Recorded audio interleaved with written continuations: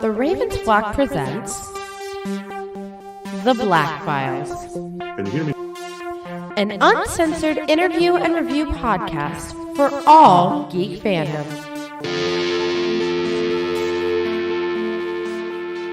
Welcome everybody, friends and pals, guys and gals, boys and girls all around the world, whether you're a friend or you're a fiend, boy, girl, or in between. We invite you to pop a squat, pop a cold one with all of your friends, because it is Wednesday night. It is a couple of hairs past 10 p.m., and you are tuned in to the uncensored, uncompromising interview and review podcast of the Ravens Flock. Welcome to the final episode of 2022 of Theblackfiles. Holy That's right. shit. We are 3 days away from ending 2022 and going into the new year. And I hope that everyone enjoyed the holidays. Damn, I can't believe we have gone by so fast. 2022 is almost about to end. Can you imagine that, guys? It's legitimately insane how quick time passes, isn't it? But you know, that's the reality we live in. Apparently, time is starting to dilate against us. So now we have a more pressing sense of urgency. Well, I'm your host, folks, Juan Arauz, one of the heads of Ravens Flock, the tech guru of the team. I'm the guy who makes all the pretty fancy doodads run and function and propagate, coagulate, and otherwise disseminate and informationate for all of you. See this thingy? If I hand this to either one of these two guys, it'll burst into flames. The machines will literally explode when they come into contact with those. It's extremely dangerous for one to even put those things anywhere near our vicinity. It's like sticking a car battery into a microwave oven and setting it to full blast. It's extremely dangerous. You shouldn't do it. I really shouldn't do it. It's a terrible idea. And joining me tonight, of course, are the usual suspects, the other heads of the team. Of course, you all know who this fine fellow is, the host of Los Amigos Play, the living it of the Ravens Flock, the man with a million opinions and zero apologies, a guy who literally just until we got the main credits rolling for the show, was having mic issues, but we got it straight now. Say hello, folks, to Mr. Angel Mendez. Thank you kindly, everyone. It is once again a joy, nay, an honor to stand by your side in these difficult times and provide some entertainment to the tired masses of the world. And let's not forget, of course, the man with the plan, the founder, the rebounder, the guy who only gets louder, the executive producer, content manager, face of the franchise of the Flock, a guy who literally just a few days ago cast off the shackles of perceived fiefdom, although he wants everyone to treat him like a king anyways, the host of our flagship show, The Ravens Flock, and our wrestling recap program, Wrestle Rewind. Folks, give it up for Mr. Jose Queso!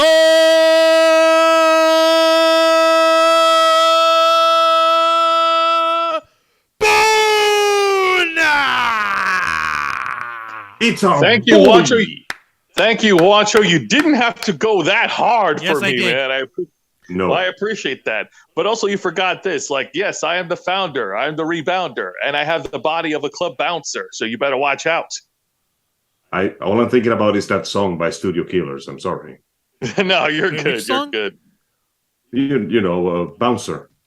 Yeah, I know what you're talking about, Angel. They played that at the castle. Man, that song was so good. That band had no right going as hard as they did. Respect. It is much respect. Props. And yes, Juancho, you're right. There is no hierarchy. There is only me. Nope. Damn. That's still a hierarchy. Damn. You finally rescued us from the monarchy. Oh, I wouldn't say rescued. I'd say more like under new management. Yeah, exactly. So either you keep it egalitarian like you've been alluding this whole time, or GTFO over here, and you take that crown and stick it up where the crown don't shine. You give it your own personal, shall we say, turtle wax on that crown. If you're going to try that business around here, Joe. I'm talking about his poop. I'm talking about sticking it up his ass. There. I killed the joke. Juan, what's your obsession with the Juan, what's your obsession with feces in the rectal cavity? Why don't you He's suffering from Stan Marsh syndrome. Everything is turning to shit before his very eyes. Why don't you ask Brainiac in the Injustice video games? We can't. He's dead. Exactly. All right. Let me go ahead and do the stuff here before we continue with your delusions of poop. Now, much like all our other shows on this channel, we are simulcasting on youtube.com/theravensflock and twitch.tv/theravensflock online. Hit the subscribe or the follow button on the bottom right corner of your screen. Hit that notification bell to stay up to date on all of our media content. Leave your questions and comments down below, and we will answer them during the duration that we're live. And if you wish to go above and beyond to support the Ravens Flock, then you can become an inner flocker. For $4.99 a month, you will have exclusive access to all of our amazing perks that comes with our membership service. Juan, tell them. Gladly, Jose.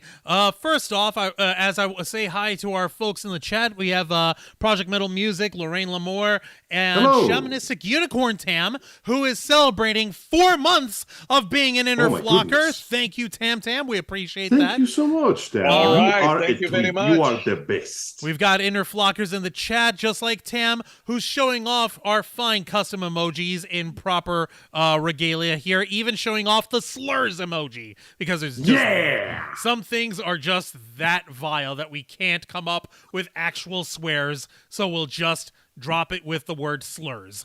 You also get access to Members First and Members Only content, a special discount to our merch store, link in the description below, and you also get to be part of the conversation that helps us shape the future of this channel. So, for those of you who are new viewers, or for those of you who are not all too familiar with the Blackfiles, as I described Christmas Eve on our Christmas Eve episode, the Blackfiles is kind of like an expansion, a natural extension to our main show, The Ravens Flock. The Ravens Flock, we talk about geek culture, nerd culture, pop culture, everything in between, and we try to cut down to the heart of the matters. We are usually scattered with like 1 million different stories, out of which 999,995 of those stories come from Angel on the last half hour of our shows. Meanwhile, Jose and I try to like stick to one story for each one of the half hours we allot ourselves. However, on the Blackfiles, on this program, hi there, Reverie, who just jumped into the chat. Welcome to the Blackfiles. On here, we usually stick to one story, and we stick to it hard. And oh my God, that's Ichigo Kurosaki, who's just become agent of the Matrix. It's important, you see. There is a reason why I'm wearing this. What, pray tell, is this reason? Well, to begin with, there's the fact that we are commemorating the climax point of the recent season of Bleach with a 1-hour special full of plot twists, turns, and very important story revelations. And more importantly, I'm wearing the Matrix thing because for today's episode, we're going pretty deep into the web. Indeed, we are. Okay, that makes perfect sense, Angel. You know what? Yeah, go for it. I got no issues with that at all. And usually, usually with the Blackfiles, we stick to the more unsavory side. We try to have fun wherever we can, and try to dig up whatever nuggets of gold, but more importantly, nuggets of truth to these stories that we cover. Which, as you know, is far more important than gold, because the greatest treasure in this world is not monetary gain, it's knowledge. Exactly. Scientia et potentia. Knowledge is power. There's some Latin for you. Thankfully, tonight, we're going to be discussing something. Also, Lisa Boo just jumped in. Hi there, Lisa Boo. Hello. Welcome to the Blackfiles. Hope you're having a fine Wednesday evening. Tonight, we're actually going to be discussing something rather interesting, something a little bit off color, but I'm glad to see so many folks are talking about this. I'm seeing this trending all over social media, and I personally believe, in my humble opinion, that this deserved, that this coverage of this story is a long time coming. Definitely. I actually wanted to talk a lot more about this, but I also felt that it was so obscure, that it was so weird, that folks weren't going to really understand it right away. So, thankfully, I don't feel like such a weird outsider talking about this stuff anymore. Tonight, go on. Tonight we're actually going to be talking about CryptoZoo, which is an independent animated feature-length film that was released in 2021, and it was written and directed by Dash Shaw. It is an ensemble cast which stars Lake Bell, Michael Cera, and Angeliki Papula, and Peter Stormare, which actually has a fantastical setting in the world of in a world where cryptids and mythical creatures are real. There are actually people from the human world who take in and protect these creatures, and actually protect these cryptids and fantastical creatures until one of them is actually found in the wild, and it is a race against time in order to secure them before the evil government of the world and other people who have nefarious purposes go out to try to capture this creature's power for their own. It is a lovely independent film, and it was actually released on January 29th of 2021 and at the Sundance Film Festival, and it also won the Innovator Award that year. Oh, nice. Fantastic, isn't it? I was so happy to hear about this story finally getting some coverage, finally getting some... Wait. Hold on. Mm-hmm. We're not talking about that CryptoZoo, are we? We're not talking about this CryptoZoo, are we at all? Are we? Oh, no. Oh, we're not? No, come on. No. I was going to praise it because it fell on the same day as my birthday. Oh, no. You thought we were going to be talking about good things? You thought this was an episode to have good memories? No, my good sir. We are here to talk about something very important, something extraordinary, something so beautiful that only the lyrics of Saliva's song can possibly meet it. Ladies and gentlemen, please, would you turn your attention to me? For you feast to our eyes to see an explosion, a catastrophe. That's right, motherfuckers. We're here to talk about how a man named Logan Paul, against all odds, managed to find a way for us to hate him more than it was humanly possible. Welcome to the actual episode of the Theblackfiles. Damn it! I was over here looking forward to finally flexing a little bit of my independent filmmaker cred and actually getting to talk about a movie that looks weird, it's interesting, it's got a nice original storyline, and it's got a who's who of indie darlings in its cast. Peter Stormare was Lucifer in the Constantine movie with Keanu Reeves. This guy has been all over the place, but no, I'm not allowed to have nice things. I thought we were going to end 2022 with a bang, with a nice little interesting bang, but no, I'm not allowed. We're going to have to talk about goddamn Logan Paul and more goddamn NFT crypto bullshit. It's on the blockchain, bruh. It's the I'm sorry, Ron. There's no escaping the blockchain, bruh. The future is here, and the future is looking fucking bleak once again, boys. God, let me tell you. Fucking damn it. Yes, Macho. Before the end of the year, we must once again pay tribute to the table. God damn it. Do the table. Also, someone here in the chat named Uppercut Grandma. Hello. You look like a real tough guy. I'm here looking for some new swears to scare the tough guys down the block from me. Oh, damn. We gotta come up with new slang, people. Well, I'm pretty sure this one's been given out before, but just in case, if you haven't heard it, one that's actually near and dear to my heart. I believe it came out in 2004 or 2005. Give me a minute.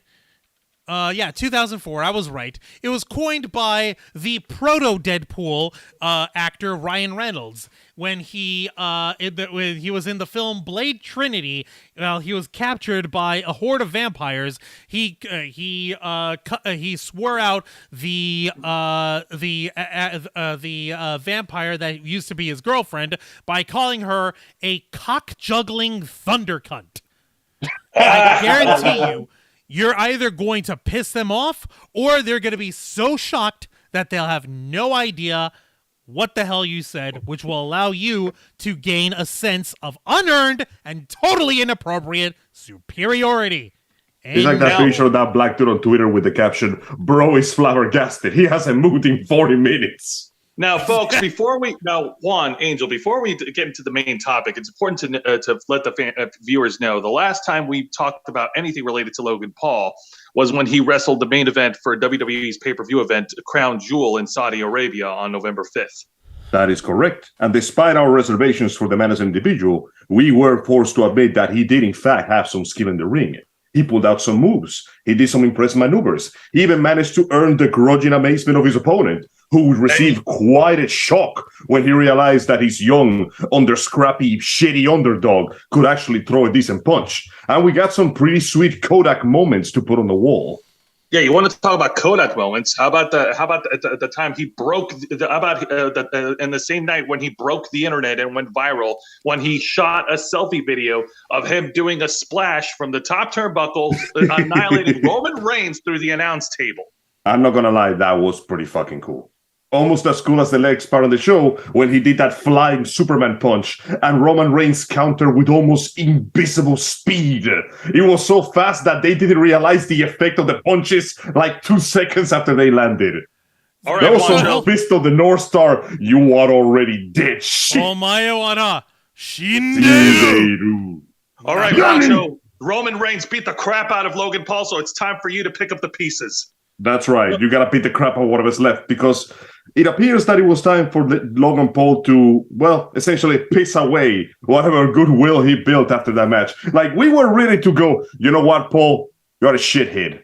You're a shithead with skills. And I can respect your skills because they're paying your bills. Unfortunately, it looks like he decided that he was going to get those bills paid differently. Juan, start grabbing Mick Foley's barbed wire 2x4 and start whacking him in the nuts. Well, first off, I have to say right now, I didn't really do much over here. And by the way, I see Lorraine over here. She said, "You got your holidays mixed up, Juan. It's not April Fool's Day." Fuck! If it were April Fool's Day, this shit would actually make sense. But no. It would also be funny.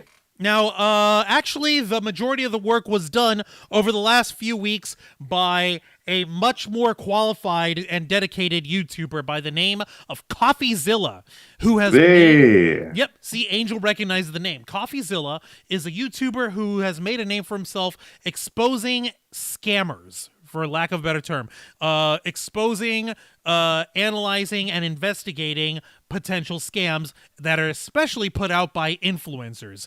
The latest one that he came out with right before all this broke was pretty much him stringing up Sam Bankman-Fried, the dude who ran the crypto exchange FTX, and hung him out to dry. So that was that was fucking amazing. So I guess he's like, okay, I just went ahead and I broke down a lot of the details of a cryptocurrency exchange company folding on under the weight of its own hubris. And what can I do next? Oh, wait a minute. There's this shit. So here we go. Uppercut. Mayweather held him up. What? Like held him up for money or held him up physically? Held him up for ransom. Everybody says we'll pay you to keep him. It's likely held him up for money. It's always about money. It's always about money, and unfortunately, once again, it is this time about money. As once again, a bunch of naive people with too much money in their hands and too little responsibility in their heads completely went and fucked themselves over. I watched that video by Coffeezilla, and let me tell you, how do you describe a feeling between pity and disgust? Because I felt nothing but that when I saw this parade of people tell me how many tens of thousands of dollars they dumped into this worthless scheme. And they just dropped those numbers, bro. I'm talking 5 0-digit numbers. People with children, husbands and wives, and they're just saying, "Yeah, no, I put like 70,000 in this thing."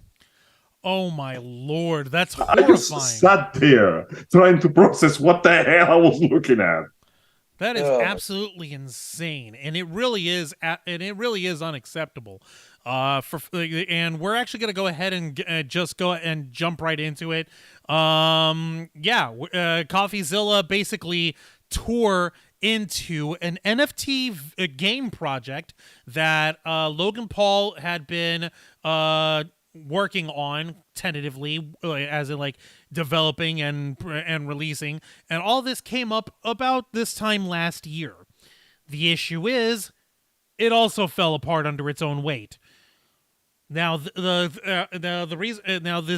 name of this NFT project was called CryptoZoo, which is why I got screwed up, and I was over here thinking, hey, we're going to have fun, we're going to talk about an independent film, and we're actually going to talk about this cool, like, weird animation style that sort of looks like old, like, Van Gogh / Picasso style hand drawing, but the animation is so stilted and odd, it feels like they're all oil painting sort of movement. But nope. Instead, we get to see what CryptoZoo, the game, the NFT project game, is really all about, folks. It's literally this. This is literally it. CryptoZoo is not much more than you buy NFTs of an egg. You hatch that egg, and that egg gives you an elephant, or a hamster, or a cat. It gives you an animal. And then you can take those animals, you can crossbreed them, and you can have them poop out new eggs of new animals. Which, for example, here we have an elephant with, I guess, like a shark head, or what the fuck is that? Is that a fucking shark, or is that a fucking whale? A turtle? Anybody know? Point is, you get wacky, kooky. Oh, hey, it's so cool. Oh my God, Reverie! I think we broke Reverie. They just responding in the chat with like, What? Yeah. So, in case you're wondering, yes, that does sound like every single stupid, cheap, cash grab mobile phone ad you have ever seen in your life. The description fits like 7 different ads I remember seeing back when I used to use my phone to play games on it. I don't do that anymore because I'm not stupid. But think about that for a second. You're wasting money, unless you know what it is. It's a waste of money on a digital egg so you can make animal abominations a la not quite Digimon. So you can crossbreed those into... What do you do with those again once you have them? Oh, you can trade them. You can have them earn money. Rachel Thorbergson in the chat. Hello, Rachel Thorbergson. Hello. Welcome to the Theblackfiles. Yeah, you hit the nail right on the head. It looks stupid. That's because it is stupid. What's more, of course, all of the assets are quote-unquote original, even though they're not. They're basically stock photos of animals that you'll get. At least it wasn't AI art of animals. At least not that we know of. That's how we get the animal fusions, Angel. That's how we get the crossbreeds over here. Oh, well, that explains that. Yeah, of course. Yeah. That's so much fun. Look at how fun they are. Aren't they so wacky? Oh, my goodness. You can have a panda bear with an elephant trunk. Isn't that so silly? I desire an end to this pain. What the fuck? I was going to say, okay, but why? Why would I want that? Because you're rich and you are gullible and you want to feel like you're special. I mean, but Angel, look, the panda, it has a trunk like an elephant. And it's an NFT, bruh. It's on the blockchain, bruh. It's the future, bruh. I don't know, bruh. Am I feeling this, bruh? Bruh. You gotta feel it, bruh. You don't understand. Can you feel it, Mr. Krabs? But the blockchain, bruh. The blockchain, bruh. It's the future, bruh. Yeah, this is about as stupid as you think it is. All right, yeah, you guys get the idea. It's supposed to be this cute, quirky fucking thing that where you like. Oh no, there's more. Oh my God! Look, there's a panda. How is there more? And it has the face of a kitty cat. All right, Juan, before you go into more, all right, Juan, before you go into more of your crossbreed jokes here, it's not a crossbreed joke. That was literally the game. That's literally what CryptoZoo is supposed to be. But Juan, I have some minor good news. What? Shelly Fitzgerald is on the chat. Shelly, excellent. Holy shit! Thank you. Thank you for joining us. Welcome to the mess. Welcome to the blockchain, brah. Rachel Thorbergson was saying, "Awesome job on my last name. Most people butcher it. For instance, Andy on Popcorn Planet did. Andy's got like I'm speculating. I'm pretty like I'm like 85% convinced that Andy's got a form of dyslexia or something. Because it's because his beard is so big he gets in the way of his vocal cords. It grows out from inside his throat. Oh, god dang. Someone should get that looked at. No, it's okay. We love Andy, though. He's a brother over here. But, like, it's okay. It's not the end of the universe, but I with a last name like Arauz, A-R-A-U-Z, that's my last name. With a last name like that so many people butcher on a daily freaking basis, I make every effort to try to get people's names right the first time whenever I can. So I appreciate that, Rachel. Thank you. Yeah, but no, Jose, it's the future. Look, bruh. But Joe. Oh my God. Behold, the future, bruh. But behold, all right. It's a lion with a tabby cat head. It's all right, so please remember, in case this doesn't seem stupid enough, people are spending millions of dollars on this crap. Well, how long has Logan Paul been running this now?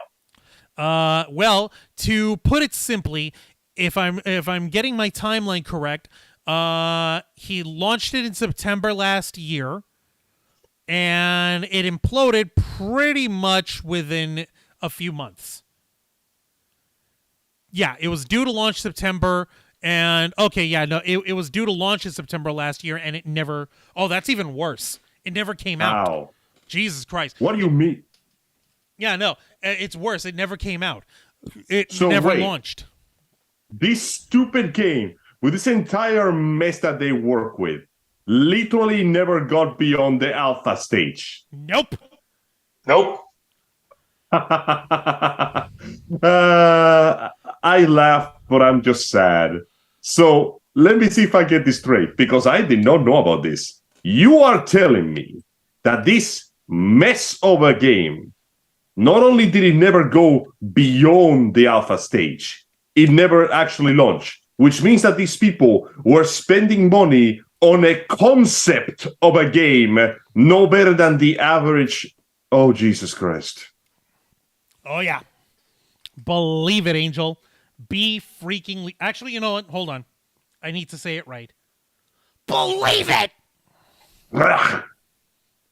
Yeah. I can't believe it. And then he forgave Sasuke. The end. I'm never going to let Naruto fans live that down. Oh, nobody will. Nobody with a brain will let that work. The fact that Boruto came out later was the worst part. But yeah, so this is genuinely worse than anything you told me so far. It's not enough that they wasted their money. It's that they wasted their money on nothing. Worse than nothing, because apparently, according to Logan Paul in his many attempts to try to hype the project and advertise it, he said that he spent a whopping $1 million on the entire development of the freaking game. Oh, please. He's rich. What's $1 million to a man like him? Angel, what's $1 million to an NFT-based video, like online video game? Shit, I don't know. I'll tell you what it is. It's nothing! Nada! Zip! Zero! Nil! Nunch! Nunca! Nada! Bubkiss! It's a goose egg! It's worse than a crypto egg! It's a goose egg! Okay? Amazing. It was worth... It's less than nothing. Angel, you should know, when it comes to video game development, you need to have a minimum of 8 figures if you want it to be worth a damn. Especially if you're building something completely from scratch. You're building... Unless you're incredibly talented and like a professional indie developer or some shit like that. You're developing the tokens that are being used. You're developing the generation system that allows you to crossbreed your animals. right? You need coders and coders and coders and many coders. And testers and artists and programmers and developers and budget. Like, people forget game development is incredibly difficult. Yeah, just ask Kenny Omega. $80 million on a $40 million budget. Go ahead and fight forever, folks. Fucking $80 million spent on backflips.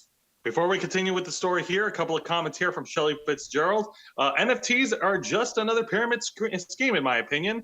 And Lorraine Lamore commented saying, at least a goose egg will eventually become a goose. Yeah. I can't believe this, but NFTs are somehow worse than pyramid schemes. Because in a pyramid scheme, somebody actually benefits. In this thing, no one benefits. Funny thing about that. Oh yeah, Rachel was saying I just had to Google what an NFT was. I hope you'll pardon me. We're gonna have to give a very quick, very, very abbreviated version of NFT, cryptos, and blockchain shit. Okay. Bruh. Well, we have been relentless over the last year or two regarding cryptocurrency, blockchain technology, and NFTs, non-fungible tokens. Okay, let me explain it here very quickly. Yeah, thank you, Reverie, brah. It's the future, brah. Okay. The future is looking pretty bleak, boys. Cryptocurrency.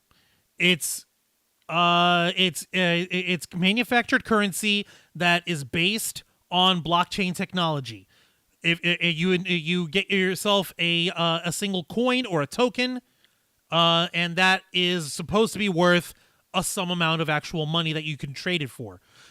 Just for an example, Bitcoin, which is the most the commonly used cryptocurrency and also the most successful, is currently worth, a single Bitcoin is currently worth $16,540.10.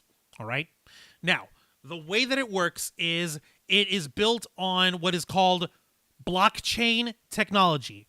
Blockchain is basically an extremely long and complicated set of mathematical equations, which, once all solved and resolved, allows you to read the ledger that shows the transactions, where the cryptocurrencies are being exchanged to, who is trading for what, and how much the trades are going for. And NFT, non-fungible token, is supposed to be a one-of-a-kind digital identification, basically a certificate of authenticity that this one digital item, whether it's a photo, video, sound file, a text file, is the only one of its kind, which is the original. It is not supposed to be available for reproduction or use. Now, for the last almost 2 years now, we at the Ravens Flock have been extremely and hilariously critical of the crypto exchange world, of NFTs, and of blockchains, because the moment Bitcoin jumped up, everybody was coming up with their own coins, with their own sort of digital cryptocurrencies to try to catch up to the trend. That is correct. For you see, while the original idea of the Bitcoin was, hey man, what if we had a currency that was decentralized so the government couldn't get in the way of getting the stuff that we want? Inevitably it became, yo dog, what if we turn this bitch into the Wild West and there were no rules for anyone to control this shit? Which is why we were so pissed off about it, because we have crypto art, quote unquote, which was really popular, and it started emerging last year, where you had digital pictures, which are supposed to be valuable because they are an NFT. They are... I'll answer that question in a second, Shelly. Just seeing that fucking name on my screen. Okay. They're supposed to be one of a kind, and they're supposed to be valuable, whatever. It's like having a framed oil painting from a famous painter. It's like the only one of its kind, and it's supposed to be valuable. An NFT usually equates to a digital image of something that's supposed to be one of a kind and valuable. Where However, all we literally would have to do is this. And I'm actually going to go ahead. Let me see here. Yeah. That's what I'm going to fucking do. I don't care. I don't give a damn. I'm going to wreck shit at a gaff. Okay. I'm just basically going to disprove in a matter of seconds everything and anything related to the supposed scarcity and value of NFTs or cryptocurrencies or whatever in one fell swoop. Folks, go for it. This is the most popular NFT project, Bored Ape Yacht Club. They're all really cheap, really standard looking artwork, right? Of exactly what it sounds like, a bored ape. Here is one. This one is supposedly worth a lot of money. Right click, save image as. There. Oops, it's worth shit now. Exactly. I have now saved this exact same NFT, which is supposedly worth thousands of dollars, and it is now mine. Dollars. Yeah, thousands of dollars. It's not even good enough to be a dollar. It's a dollars. Yeah, I won't even dignify it with grammar properly. Yeah, that's the and I'm a grammar here. freak, okay? The idea of owning something that is unique is not exactly unknown. Rare pieces of art, jewels of incalculable value, mysterious pieces of normal objects that are so rare that they become a rarity, like comic book issues, vintage cars, all that kind of shit. This is not an unknown. We have seen this happen before, and it will happen again. The problem is, once again, no matter how much you want to hash it down, an NFT is no different than any other digital image in that it's just a pile of zeros and ones. And more importantly, because it's a digital receipt, essentially, even if it's one of a kind, it doesn't matter. You know why? Because when you put it online, you make it infinitely easier to steal. Let's be honest. There is no firewall in the entirety of all human history that someone has not found a way to crack yet. In fact, they specifically hire people to break firewalls to point out holes in security, and that's where the whole hacking business came from. But an NFT is just an image. It can be stolen, and when it's stolen, it causes a slew of problems. In fact, thank you, Juancho, for mentioning the Bored Ape NFTs. Allow me to briefly regale you with the tale of Seth Green. Of course. Do you all remember Seth Green? Real quick, here is my brand new NFT, folks. The exact same one that was so valuable literally like 2 minutes ago. It is now mine. I am so wealthy now. Yay! Fucking NFTs. So yeah, Seth Green, in his infinite wisdom, aka jumping the gun, decided that he wanted a piece of the action. He wants some of that shit. So he decided to make an animated series with the Bored Ape as a main character. Not just any Bored Ape, of course. He's Bored Ape. He wanted his shit to be important. And I'm like, yeah, okay, whatever. If that's what you want, you can do one. Guess what happened? Someone stole the NFT of the ape and held it for ransom. And because the copyrights of the character were attached to the NFT, his entire show became canceled because from the point of view of the investors, the main character's design literally disappeared. Oh my God. Bruh. Oh my God. Are you kidding me? Seth Green. We're talking about Robot Chicken Seth Green. Yeah. We're talking about Chris Griffin from Family Guy Seth Green. Yeah, we're talking about Joker from Mass Effect. Seth Green. Yeah. Oh my God.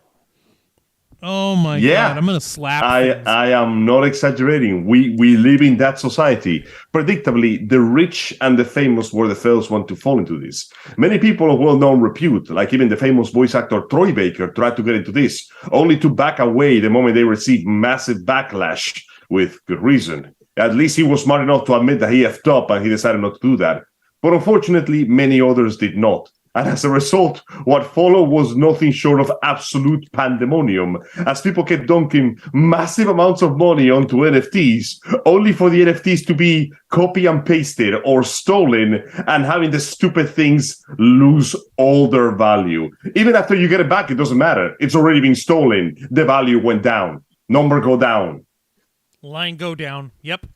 And well, I hope it was worth it. I feel bad for Seth Green, but in a way, I kind of don't. Cause it was stupid from the word go. And to answer your question, Shelly, from earlier, no, I don't like the stupid NFTs that the 45th president of the United States came out with. No, those are even stupider. $99 because A, they're ugly. B, they're also stolen artwork because you can actually see that they have the stock image watermark carefully but not expertly erased off of the original art that just have his stupid orange fucking face plastered over the guy's head. It's like putting a tangerine on top of a blue bottle of Windex. No, it's worse. It's like putting a spoiled pumpkin over the head of Michelangelo's David. Exactly. That's the worst part too. Many NFTs don't even actually use original art. They steal it from other artists shamelessly as well. So naturally, it stands to reason that the NFT marketplace right now has become a breeding ground for scammers and people looking to make a quick and easy buck. Enter our boy Logan Paul. Enter Logan Paul. All right. Damn it, Logan Paul! You almost had me tolerating you. For a second, you were almost cool, my man. I was fine with him until this shit was coming. Like, okay, whatever. I still don't like him because he's a douche, but oh my god. Nah, this is just ass bent. It was worse than we could have possibly imagined. Oh my god. Program has failed successfully as far as this guy's concerned. Now, getting into it. Earlier, since it got lost in the chat, I'm gonna go ahead and share it one more time for our fine folks to follow along. OMG, dumb fucker. Other news: I share a birthday with him. I feel so bad for you, Rachel. I'm so sorry to hear that. You have my condolences. You really do. That sucks. I kind of feel bad because I share my birthday with Britney Spears and with the sexy Twitch streamer Amaranth. Go fucking figure. That could be worse things to share your birthday with. Yeah. No, well, unfortunately, Rachel's found it. Well, that sucks. I'm sorry about that. I really am. I don't know who I share my birthday with that's famous. It has to be someone famous than Juan's birthday people. Okay, you want to find out? No. I'm good. Not right now. Let's stay Oprah focused Winfrey. On Heather Graham. Tom Selleck. Adam Lambert. Okay, Adam Lambert's... let me see here. Who else? Let's see. No. Oh, God. We just hit the bottom real quick. What do you mean? Douchebag Senator Paul Ryan. Sorry. Damn. Fuck. My brother in Christ, your bloodline is cursed. Oprah. Like, you have Oprah, you have Tom Selleck, you know, like, what's his face, Smokey and the Bandit, this wonderful guy. Adam Lambert, who's, I guess he's okay. Heather Graham, she's a cool actress. And I believe Russian playwright Anton Chekhov as well. Hey, got something good out of it. Yeah. And then Paul Ryan. Ew. Okay. Listen, 1 out of like 7. It's still a pretty good deal. Which actually, shut up. Getting to one thing, just on a fucking whim, since I was following Amaranth, she does this every other night or whatever. She does this smash or pass thing for her for folks on her Discord server. And literally last night, she was doing it again on her Twitch channel. And just for kicks and giggles, I'm like, you know what? Fuck it. Sure. I'll put in a selfie of mine along with all the guys and gals. And she actually went like, oh, hey, okay, Florida, 36, small-time YouTuber, weeby nerd, nerdy weeb. Pass. Damn. No, she was really interested. Like, I'll pass though. Okay, I can live with that. Not quite there, but he almost made it. I got 4 other ladies that I know in my life who will respectfully disagree. So, your loss, Amaranth. Anyway, getting back to the story. Sorry, since we were on the topic of the birthdays, and I remember that. Okay. Since I shared this Kotaku article, I'm gonna go ahead and pull it up for the fine folks to read along. Yeah. Where'd it go? Up. Oh, I still had it up on the thing. There we go. From Kotaku, YouTuber. Oh wow, they really full named Coffeezilla. Steven Findeisen. Findeisen? Wow. That. Ow. How am I going to work on that last name? Logan Paul's NFT game is a big crypto scam. Investigator Coffeezilla. I'm just going to go with Coffeezilla. It's easier for me. Published a 3-part video series digging into CoffeeZoo and Logan Paul's involvement, written by Levi Winslow. Literally, it starts with, so about them NFT eggs. Wow. YouTuber and personality Logan Paul has found himself with a massive target on his forehead recently. Paul, who's been something of a redemption arc these last few years, following the Suicide Forest fiasco in December 2017. Why is it always in December with this boy? I don't know. Damn. 5 years That's ago. My birthday month, too. I got some bad luck, man. Right? We got bad luck here, Angel. You and me, we got some bad luck. We also Casper, they've got bad luck over here too. But then again, they're already out of the flock and they're doing their own thing. I feel good for them. But still, like, fuck. Why is it in December that Logan Paul's shit decides to come out right up against the wall? Usually, right at the end of the year. Holy crap. I wish I could tell you. I wish I could make sense of this insane world. It's so weird. Is back in hot water after crypto investigator Coffeezilla published a 3-part video series looking into CryptoZoo, a blockchain game Paul once heavily promoted. There are just 2 glaring problems here. The game doesn't exist yet. B, and Paul's most ardent fans and early investors have lost hundreds of thousands of dollars in the process of supporting it. Now, Logan Paul, who's the older brother of boxer and media personality Jake Paul. Yeah, if I didn't like Logan before, you better believe I really don't like Jake. Motherfucker almost spoiled that Saudi Arabia show, too. Remember? I know. Weak punch? No showmanship whatsoever. You'd imagine. Mr. Disney Channel boy, Mr. fucking Bizarre Mr. Team 10, whatever, fucking Jake Paul, who's like a boxer now. You'd figure he'd know how to throw a working punch. You would think so, but no. Take 5 seconds. Okay, I'm going to throw a punch. Yeah, come on, let's go. Yeah. Fucking Jake. Nearly sucked the life out of it. It was the saddest punch I ever met. Let's see. Is a YouTuber who began creating content? Okay, we already know this. He regularly uploaded vlogs. Probably draw the internet's ire until December 2017 when he filmed a video in Japan's Aokigahara forest in which he and members of his crew filmed and interacted with a dead body in a manner many consider tasteless and inappropriate. Aokigahara has a reputation for being a site of frequent suicides. This video and the subsequent reaction to its absolutely tanked Paul's career for much of 2018. However, since then, Paul's been rehabilitating his image as a media personality and professional wrestler, signing to WWE's Monday Night Raw while hosting a YouTube podcast that boasts over 4 million subscribers. Dude's doing very well for himself. However, he's the internet's main character again, following what happens what appears to be his involvement in one of the biggest crypto scams that has been uncovered to date. Yeah, you folks, you can check out Coffeezilla's channel. He's way bigger than us. He's got 2 million subs. He doesn't need our plug. But basically, look for Coffeezilla. His face here on this freaking thumbnail. Where's the money? Investigating Logan Paul's biggest scam.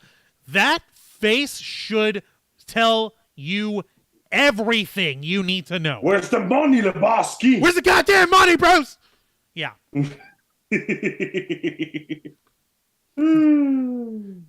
Holy crapola. Yeah. Society. Don't remind me we live in a society, man. My kids already sucking that. It's one thing to interact, but you got to do it right. We never stopped living in a society. There is no escape from the society, Juan. I'm sorry. Lorraine, what's number 5? I don't know what number 5 is. Like the mambo? Like the dance? I hope that was awesome, because that song was catchy as shit, and I'm singing it right now. So catchy. Okay, so Coffeezilla, he has a lot more resources, and he has a lot more of a reputation in the world of cryptocurrency and in scam investigations. He deemed that this investigation into CryptoZoo was such a gigantic web of shit to untangle that he needed to break it down in 3 parts. Damn. I said, you went for the trilogy. That's how you know shit's getting real. Okay, 5 or 4. What did I say 5 or 4 about? I don't remember. I'm sorry. I'm literally off the cuff. Sorry about that, Lorraine. But let me probably see what the hell. Maybe it was something that was in the video, or rather something in the discussion. All right, yeah, I'll get back to that later. I appreciate it, though. Thank you for helping me try to remember and say words properly. So, literally... This man has lost the plot. Almost. Like Logan Paul, he was pushing this game CryptoZoo is like, oh, it's a really fun game that earns you money. So, it's basically... almost like a Poke Farm. Does anyone remember that? In a sense, yeah. Okay. Wow, I haven't heard that in a long time. Well, I haven't either, but you know what? I'm actually going to show it to folks over here. Holy crap. So, oh my lord. It's been such a long time. Poke Farm was legitimately just a fan-made Pokemon Ranch freaking online game that you had your own farm, you had your own set of Pokemon that you get to collect, trade, raise, breed. It was just farming. It's literally just collecting Pokemon without the combat stuff. Okay. So, yeah, But it was fun. Oh yeah, absolutely, it was fun. Here, because it was an actual fucking game. Here, I'll show everyone. In Poke Farm, you can collect all kinds of Pokemon eggs. With care, they will develop and hatch into a wide variety of Pokemon. Eggs that can come from many sources. The lab, where you can find eggs with ease. The shelter, where you can adopt eggs that other players have released. The daycare, which allows you to breed Pokemon you own. And more. There are over 600 different eggs in total for you to find. This was put out by Metaball Software, and it's not related to to the actual Pokemon project itself. I guess you can have them compete over here. Cool. Play with friends to earn rewards. In our weekly tournaments, you can compete for the top spot in leaderboards. Yeah, isn't this cool? Isn't this so nice?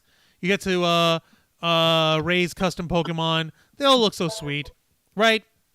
Except the main difference between Poke Farm and CryptoZoo is rather than using an existing property and developing original characters from that existing property, like Poke Farm has done, CryptoZoo has taken stock photos of real-life animals, and put them in a blockchain where the only way to even get your foot in the door is to buy tokens for you to get eggs.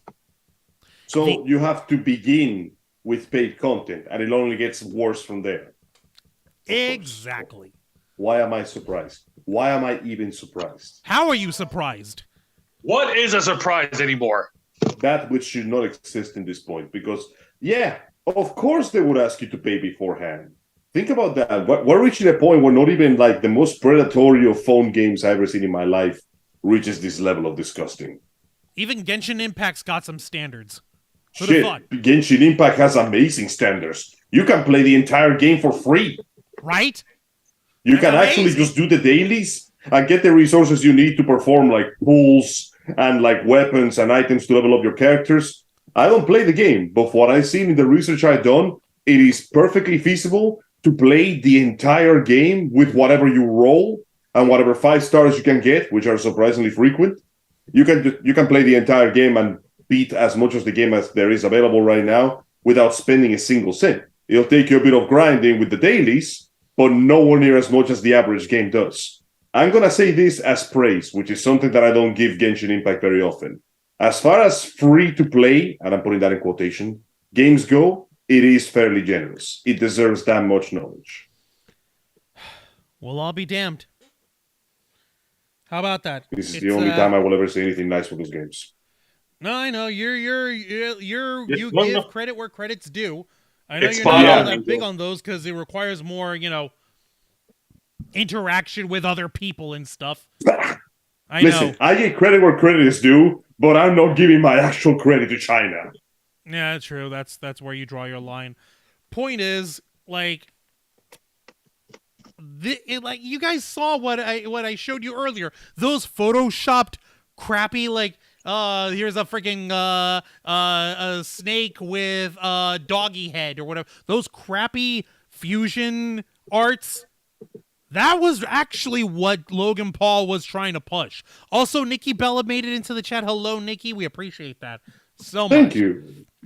And yeah, Reverie, you could just play that Pokemon name mashup. Yeah, you can. As a matter of fact, I have it pulled up right freaking now. Folks, I have the beta of the real life freaking fusion, the CryptoZoo here for free. Here, check it out, everyone. I just got Area Kazam, fusion of Ariados and Alakazam. Yay! And look, the payment for it is optional by going to Patreon, a freaking reputable source where you can actually put your money and know that it goes somewhere, or else you can punch people in the mouth for it. Here, imagine reaching a level where you somehow make phone games look good. Like, the future is looking bleaker now than I ever expected. Here, just really, off the top of my fucking head here, Masquerain and Incineroar, I am now have Incinerrain! That's my NFT! It's so much money, brah! It's the future, brah! Yeah, no thanks. I'm gonna go. The only one I'm gonna go back made. to playing Candy Crush. You know what? Candy Crush suits you, Jose. Why? Fun fact, I actually played several hours of Candy Crush back when I was still working for the grocery store, and I had a reason to waste time waiting for the next truck to drop the stock. It was very addicting until you get to the level when you know they want you to spend money because they start putting in that disgusting clear jelly that takes fucking forever to clear up. You know the one? Yeah. Yeah, I know the one. Now, you guys are going to love this shit. I'm getting back on the Kotaku article. Let's see. On the 3-part video series totaling a little over an hour, Coffeezilla looked into CryptoZoo. And like I said, according to the official website of CryptoZoo, which says the game is currently undergoing upgrades to the core infrastructure of the ecosystem. Like, what the fuck does that even mean, bro? I don't know. I actually want to see that. Entering the zoo. The ecosystem, bruh. Like, literally, this Educational television, bruh. Don't believe me? Here, look, check it out. Loading. Entering the zoo and zoo. Builders build. CryptoZoo is undergoing upgrades to the core infrastructure of the ecosystem. What does this mean? Or join the Discord. How about fuck off, Featherface? What is the ecosystem? CryptoZoo is an autonomous ecosystem that allows zookeepers to buy, sell, and trade exotic animals and hybrids. Basically, it's an NFT game in which players purchase zoo coins, the in-game currency, to buy egg NFTs that are hatched to become animals. So you buy zoo coins. Those are your play tokens for this arcade. You use those tokens to get eggs, and then you raise those eggs and hatch them and breed them. Oh my god. Cash those out, and then boom, you're pulling in money. It's structured to work like passive income. Concept-wise... Yeah. That should tell you something. This big dramatic description and our overall reaction has been Unfortunately, this play-to-earn NFT game filled with handmade art, Handmade my ass. Handmade as in the same way I handmade that crypto of that freaking Bored Ape just now. Right click, copy, save, paste. I mean, you did use your hands. What if I use my brain? What if I take, like, I've got the dongle to the wireless mouse over here. What if I put this dongle in my freaking ear? How about that? Does that still count? Does that still count as handmade? What if I just surrender my humanity, Jojo?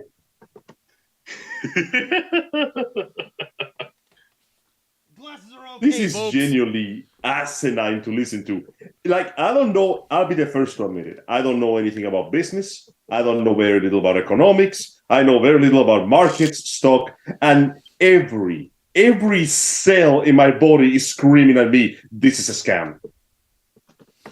You're not freaking wrong. Like, I don't need to be a professional businessman to smell the bullshit coming in from a mile away, do I?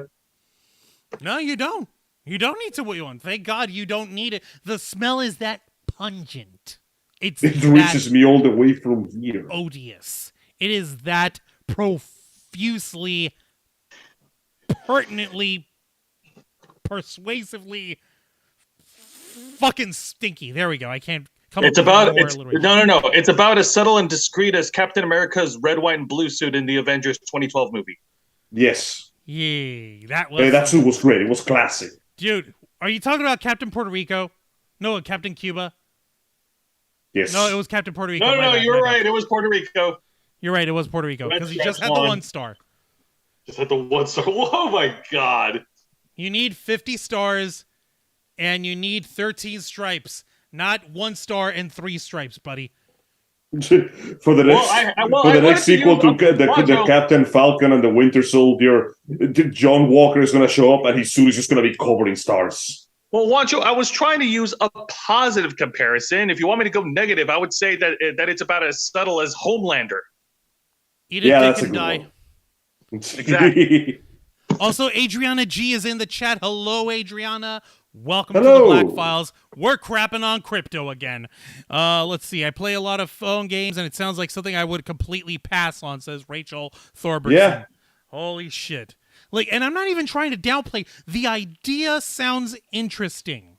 But the fact that Logan Paul pushed it so hard and so desperately, only for it to not be released a year after, goes to show, like, no, but he has no something idea what fucking he's doing. wrong.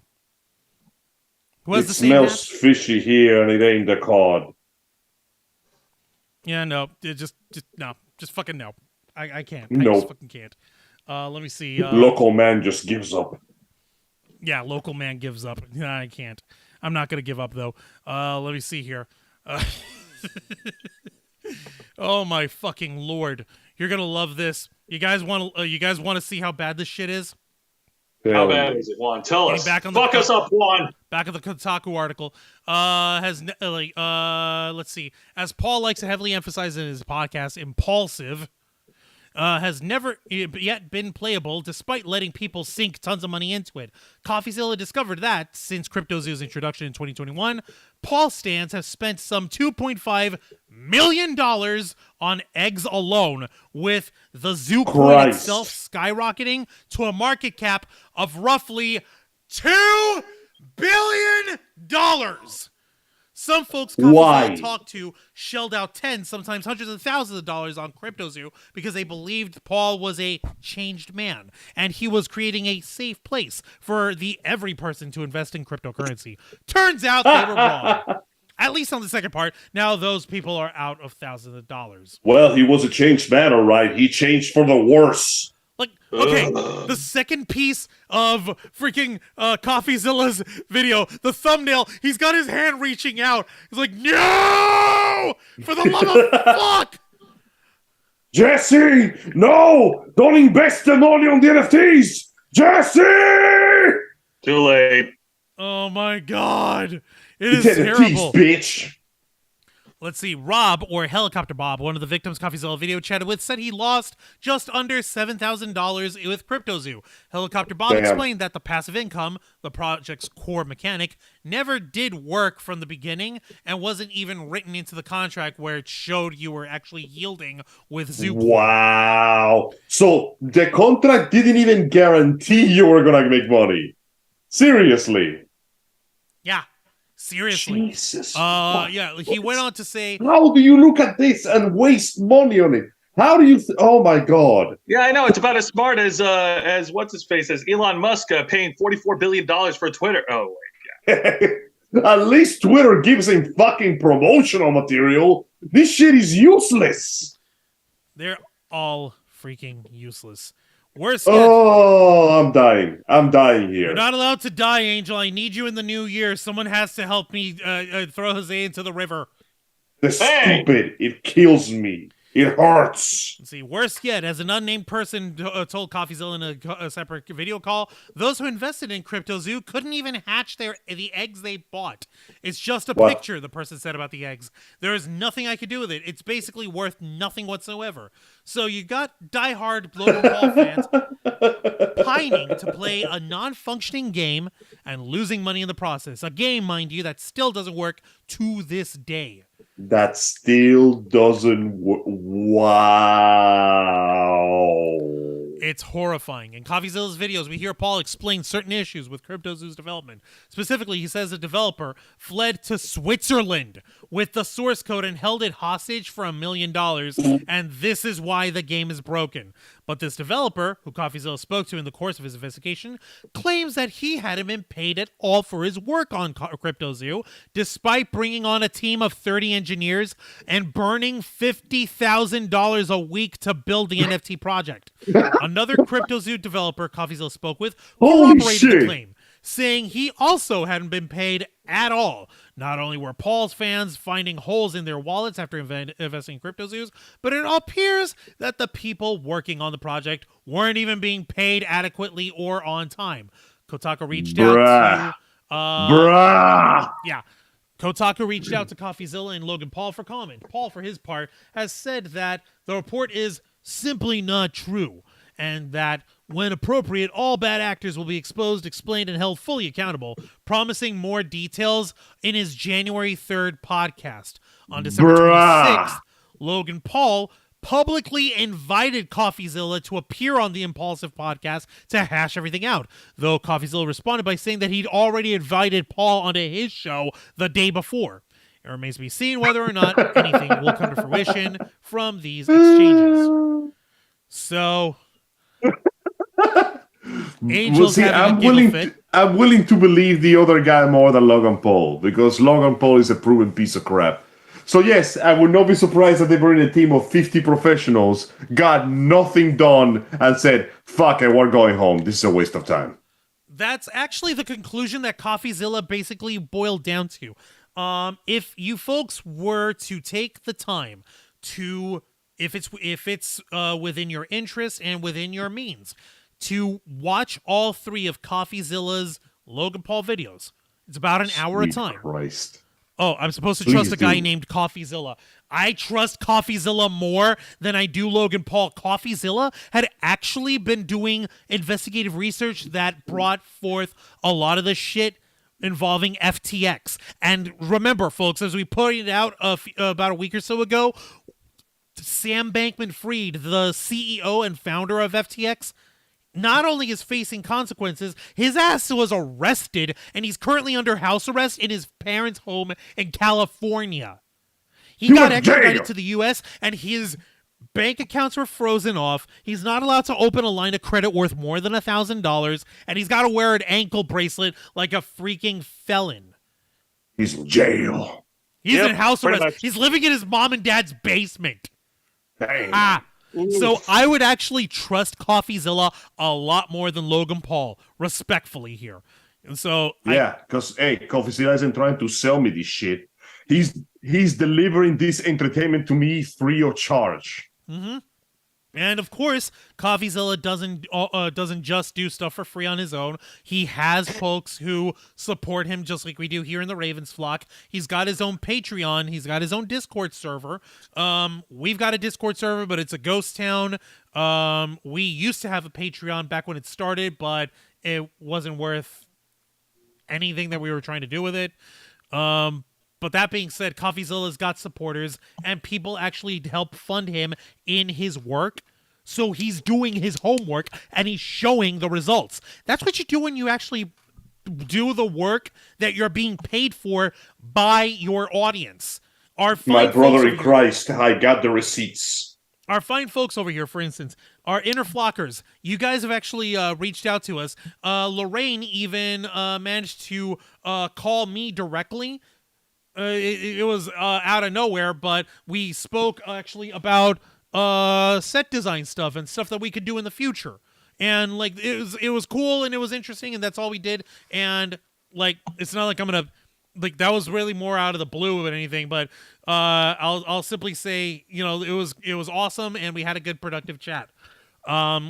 We give you guys access to us and we take your feedback into consideration for how we run our channel, what we need to do, what you'd like to see us do a little more in the future.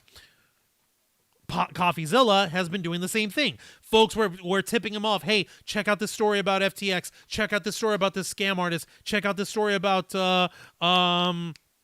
which was the one that he and Mudahar did. Fucking, I don't remember.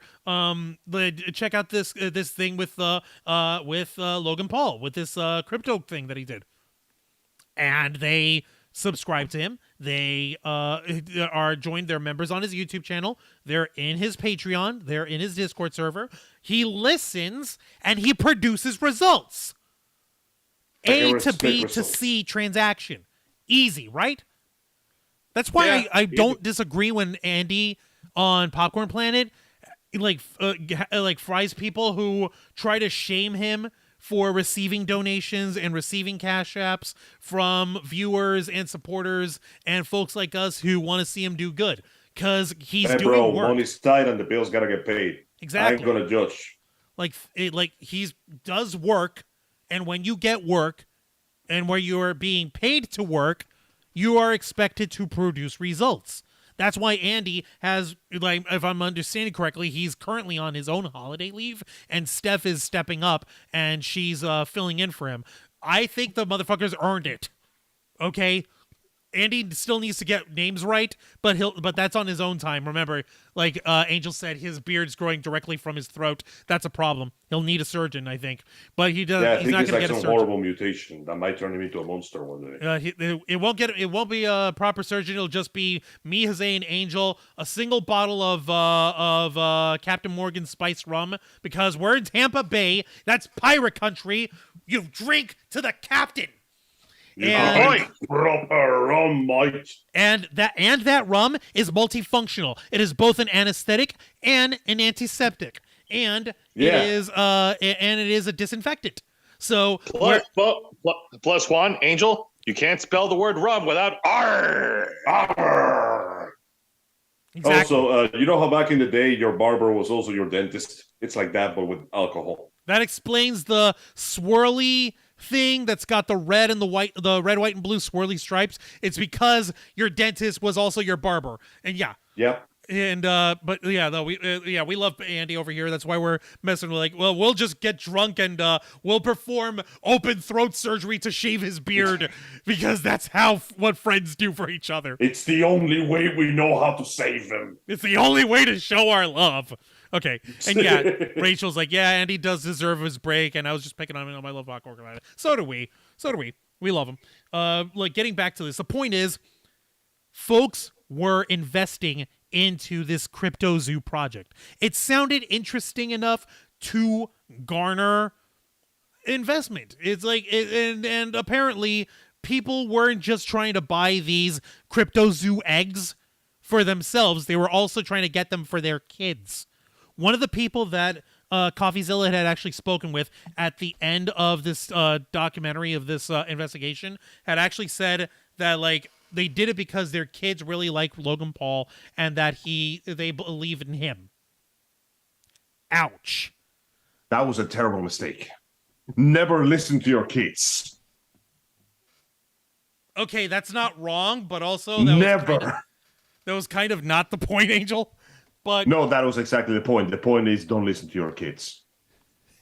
Holy shit. Oh yeah, you're right, Lorraine. Bacardi rum is from Desi Arnaz's hometown in Santiago. Sweet. Yeah. And Angel, not to break the fourth wall, but isn't Santiago, Cuba also where you were born? That is correct. That is exactly my province of choice. In fact, the specific version of Bacardi that they used to sell back in the heyday used to have small fruits still in the infancy placed inside the bottle. There was a particular bottle of clear, heavy rum, which had guava fruit still in its infancy, pickling inside the bottle. The flavor was very faint, and mind you, I was but a young boy at the time, so I didn't exactly have the proper taste buds to discern its true beauty, but I could tell that there was something different about this rum. There was something powerful, something with cojones. We're gonna have to smuggle that over to America someday. Does Angel have kids? Shit. No, he doesn't. He has Michael, but who's his younger brother, who is pretty much his kid. Who's taller than me now? Yeah, Michael, who you guys have seen on the Ravens flock. He's a former full-time member. Now he's a grown young man, and he's working on his own independent art. But that's his little brother, the same way Jose is my younger brother. We're all brothers. We're all family over here, basically. And but Angel, he's a single guy. He's single, ladies. And what do you call it? And I'm really the only one who's got a biological kid of my own with K-Storm. But yeah, that's. But point is, yeah. So Angel, the rum sounds freaking tasty, and I think fantastic. Andy, in his in our desperate and well-intentioned, although ill-conceived efforts to save him from his beard in order to be able to teach him to pronounce people's names right, I think he might appreciate that special guava flavored rum that you got. So yeah, we're gonna have to smuggle it over. We're totally off base here, folks. We're totally off the point. We are. Let's get back to the subject here with the NFTs and Logan Paul. But no, thank you, Jose, for helping us. So Juan, no, it's fine. So do we know how much money Logan Paul has made so far off of this? That's just it. I was watching all 3 of the videos, and Logan Paul was basically trying to shout how he was also scammed out of this whole situation, how he was also taken out of it, even though Coffeezilla's research showed that Logan Paul and 4 other associates who were all like the heads of the project, like the main people involved in the project, basically that they went ahead and got into an idea within their Slack chat, within their own personal chat, like, okay, so what we ought to do is we're going to create like a separate super token that we're going to go ahead and buy up right away, and we'll subtly shift everyone else's tokens that they've bought so far over to this new one. So we'll already have the upper hand, and we'll already generate lots of money from folks trying to buy and trade them from us. How many levels of inside trading are we on? I think we're at 4. Speaking of 4, creator of Sonic, Yuji Naka, has been arrested for the 3rd time in a month over insider trading. What? Yeah, that's right. After being arrested twice in a row, the man went ahead and got arrested again. Didn't he just get arrested? Well, he got double arrested. Oh my God. Also, Gene Rick is in the chat. Hello, Gene Rick. Welcome to the Black Files. Glad you guys are still streaming. So are we. We're glad to have you here, Gene. Thank you so much. Me and Brother Keo at Twitch have a bet going on that the fact that he got arrested is the reason why the first Sonic game was so good, because we finally could have a proper game with him in it. Because now that the creator is gone, somehow Sonic is flourishing with Frontiers, and we're theorizing that he keeps getting arrested so he can give more power to Sonic. The next Sonic game is going to be the greatest game ever made. Oh my God. So Sonic Skyrim isn't big enough, isn't badass enough. We're gonna go beyond that. We gotta go beyond. We gotta plus ultra this shit. Genshin Sonic. That's how it's gonna go. Genshin Sonic. Just have a million different variants of Sonic and the characters in sexy, cool, wuxia style outfits, and have them all MMO party on. Funny it's you should every mention that. fangirl on DeviantArts' dream come true. God. Funny you should mention that, because one of the first things we got was free DLC that gives Sonic Monster Hunter armor, and later we got Christmas suits. Wait, you're shitting me. I've just made that up. No, that was one of the first things they released. Like, hey man, we gave Sonic a bunch of cute outfits. There you go. Oh my god. Surprise! Wholesome as fuck.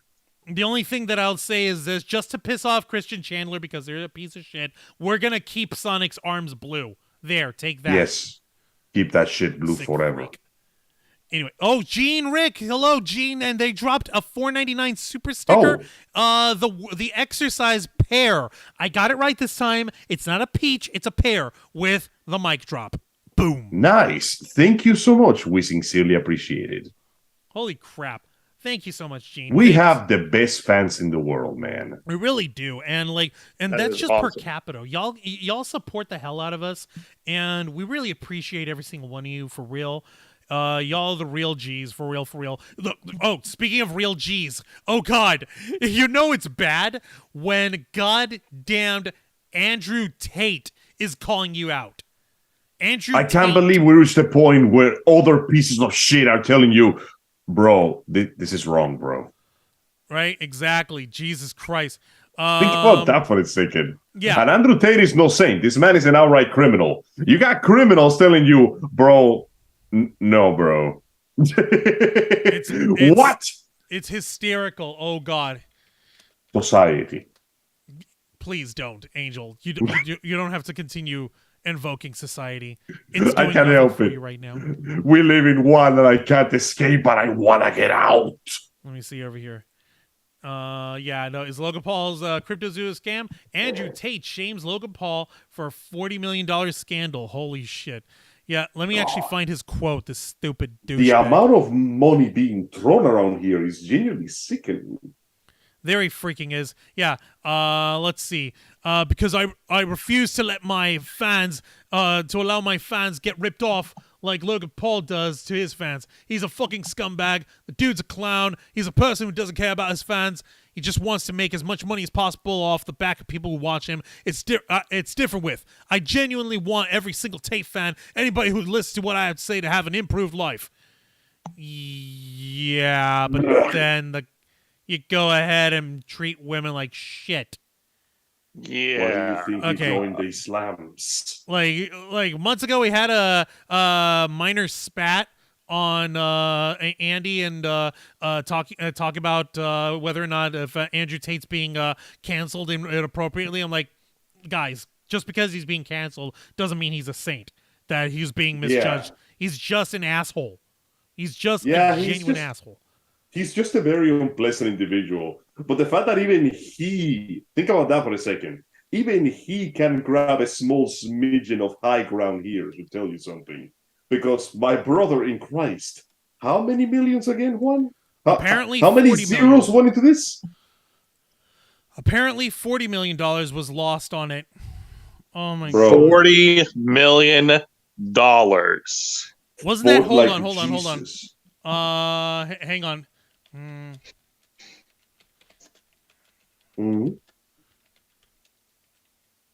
I could have sworn. Everything okay? Juan's double checking his facts. Just bear with it. Yeah, it. It was $40 million, and I'm over here double checking because that number sounded familiar. Not only is that the same number that was originally budgeted for AEW Fight Forever, Kenny Omega, you're an idiot. Wasn't that also how much was lost in development for Mass Effect Andromeda? Woof! That's right! Oh my... The most expensive fumble in the entire Mass Effect franchise was exactly $40 million. I'm so the amazing talents of beautiful voice actor Clancy Brown were wasted on that worthless fucking excuse of a project. I'm so thankful that you clued me in on this video ages ago, Angel. From Crowby Cat. Cat. Yeah. I'm He's so an glad amazing because fellow. This was just so emblematic of the redonkulousness. Apparently, this is what $40 million buys you, people. Hold on, stupid ads. Sorry, guys. I was about to show y'all a little something. Gene, Shelly. Oh my God, you dropped a super sticker too. $4.99. Oh, goodness. Thank you. And you nice. dropped let me see here. It's the little corgi, and he's writing number 1 on a sheet of paper. Thank you so much. Thank you so much. And yes, Shelly, also, Logan has Jake Paul, who's an idiot. Rachel, you just dropped your last name. You're just Rachel now, not Rachel Thornbergson. Sorry about that. Or is that a different Rachel? No, that's a same Rachel. Oh, I guess you got a different account. Okay. Speaking of, I have some unfortunate news that I must restore. Alas, it seems that we might lose an icon of the internet. Who? Many of you are familiar with Doge. Doge? As in Dogecoin? Yes. The adorable Shiba Inu, which became the basis of that idiotic Dogecoin, was based on an adorable female Shiba Inu dog, which is known for the one that created the meme of Doge, aka, wow, such Doge, most amazed and all that, right? Yeah. Unfortunately, she has grown old and sick, and according to her owner, she might not have long to live. Oh, man. That is so fucked up. The Shiba Inu, the Doge meme is sick with cancer, its owner said. Yeah, this came out today. I'm looking at it on NPR. Man, that's such a fucking bummer. It sucks immensely, but on one hand, dogs do not live that long. Not even Shiba Inus. So it is inevitable that some illness would eventually get the best of her. I'm sorry. If nothing else, though, we can at least go out knowing that she lived a good, fulfilled life, and she will live immortal in our hearts and souls forever. Yo, she's 17 years old, though. That is incredibly long for a dog. Damn long time for a doggo. She's basically in her 70s compared to the average dog. Yeah, according to her owner, a teacher who lives in Japan, Atsuko Sato, said the 17-year-old pooch was in very dangerous condition after being diagnosed with acute cholangiohepatitis. Oh my God, a type of inflammation in the digestive system and chronic lymphoma leukemia. Ow. The liver level is very bad and jaundice appears. Oh man, but antibiotics will definitely improve. I can only hope that she will have a good life by an owner who loves her. The dog, known by the name Kabosu, has stopped eating and drinking over the weekend, but was beginning to get her energy back, Sato said. Kabosu was a rescue dog to begin with. Sharing a video of the posted with Sato's personal blog in 2010. The smirking face, side eyes, and cross paws were a hit online. Yeah, god damn it. I miss her. I'll miss her too. At least I like to know that at least unlike many other dogs out there, she had a good owner, she had a good life, and at the very least, she can have a good, peaceful death. Which, for a pet that has been rescued, that's the most that she can ask. Oh my god. Folks, do me a favor in the chat. Rach. My daughter says hi. Yeah, okay, thank you for that. Hi, Rachel. Hi, little Rachel's daughter. Oh my god. Oh my god, yeah. Guys. Sorry to bring this out. I just found out myself a few moments ago. Let me see. Damn. Let's go ahead and drop some doggy emojis for Kabosu, the Doge coin dog. She was it's like that comic dog, like that comic book.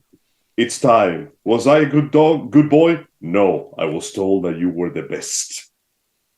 Yeah. Damn, man, you will be missed. And it's sad that she's going like this, but like you said, 17 years old. That's a long ass life for any dog, regardless. Man, that is such a bummer. That is so fucked up. She had a long but fruitful existence, and unlike many other dogs, she has achieved true immortality. For though she may be gone, in our souls, Doge will live on forever. Much living, such immortality. Many life. Wow. Many life, much Japan. Wow. Rachel, thank you, everyone. Now I got to get these two to bed. Okay, Rachel, if you got to get them to bed, you go ahead and go get to that. Do what you got to do, fam. You go ahead and you take care, all right? You have yourself a good night. Thank you for joining us tonight. And we appreciate you, and thank you for spending your evening with us. YouTube took my emojis away. Corridor said, The Joseph Santos.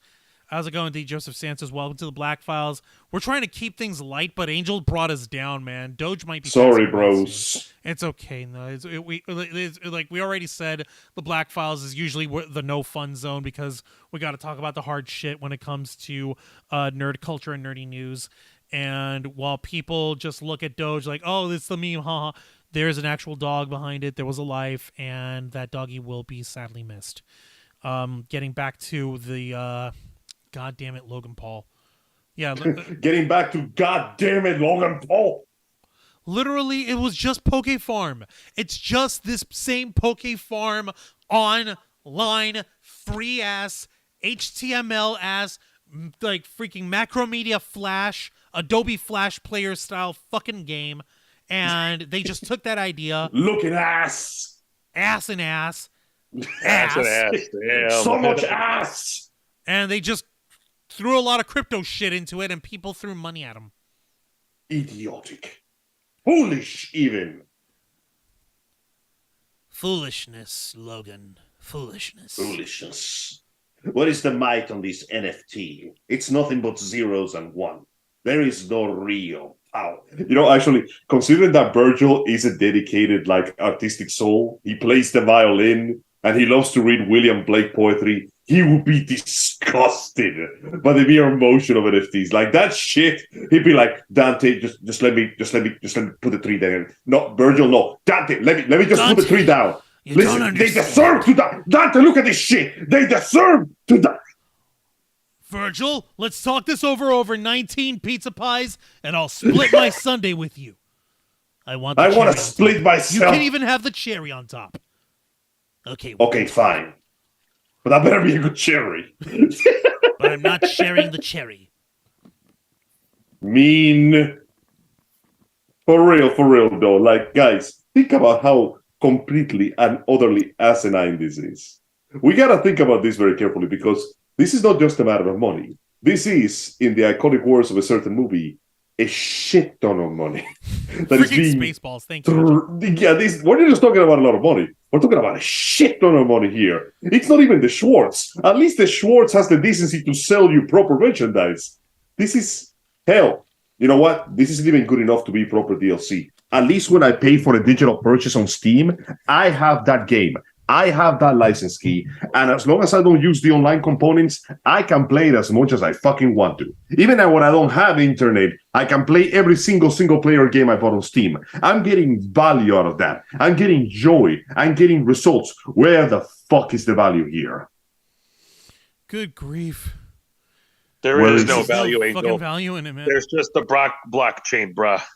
Exactly, and the blockchain it's not even a blockchain, you know that? It's a picture of a chain. It's a picture of a blockchain that doesn't even exist. There's even a fucking article, I kid you not, from this little website called Essentially Sports, where this came out last week. Jake Paul was being bullied by his own fans, telling him, hey, tell your brother to stop scamming people. Damn. Fucking thing. You think I'm kidding? Look at this. No, literally. That's how you know it's bad. Because it's extending all the way to the people that have nothing to do with this stupid little ploy. So his fraudulent actions are affecting even other people, including his own family.